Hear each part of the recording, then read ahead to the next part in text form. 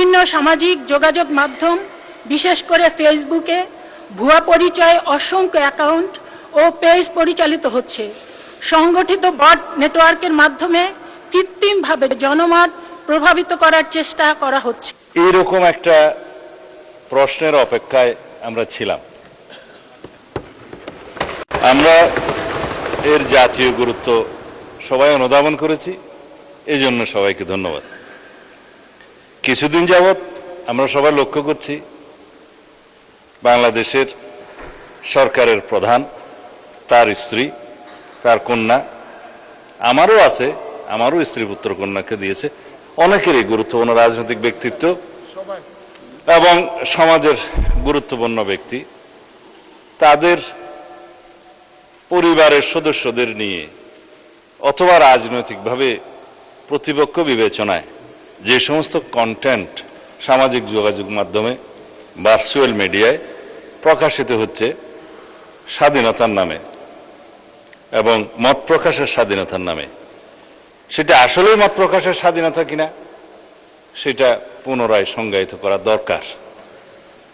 আমরা সেজন্য এই সামাজিক যোগাযোগ মাধ্যম বা যেটাতে আইনি ভাষায় আমরা বলছি cyber space, which includes everything, social communication media, virtual media সহ সবকিছু ইনক্লুড করা হবে এবং এই সংজ্ঞাগুলো নতুনভাবে সংজ্ঞায়িত হচ্ছে।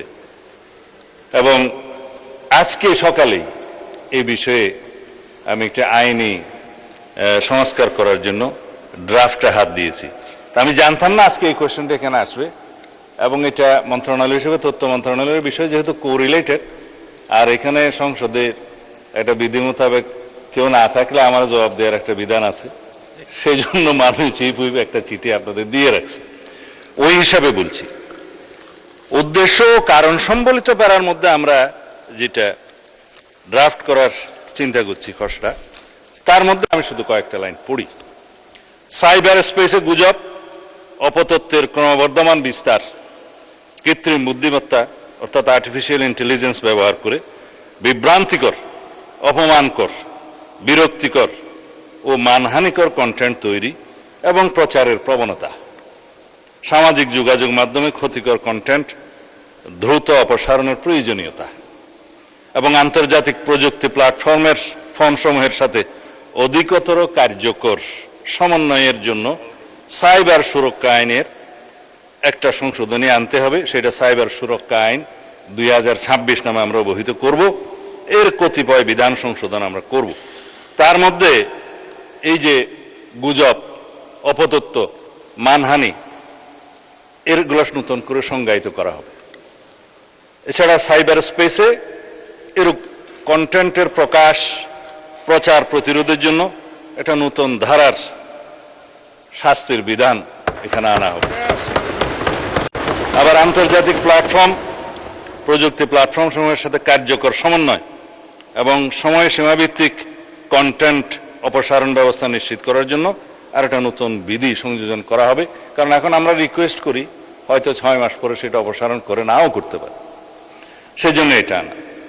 আর এই যে রিপোর্টকৃত কন্টেন্টের অপসারণ প্রক্রিয়া অধিকতর কার্যকর এবং জবাবদিহিতামূলক করার জন্য সেখানে বিধান আনা হবে। এবং আইন শৃঙ্খলা রক্ষাকারী বাহিনীর পাশাপাশি সরকারের নিকট থেকে ক্ষমতাপ্রাপ্ত অন্যান্য সংস্থাকেও আমরা এবং বাহিনীকেও এই সমস্ত তথ্য উপাত্ত অপসারণ, ব্লক এবং স্থানান্তর করবার জন্য আমরা ব্যবস্থা রাখব।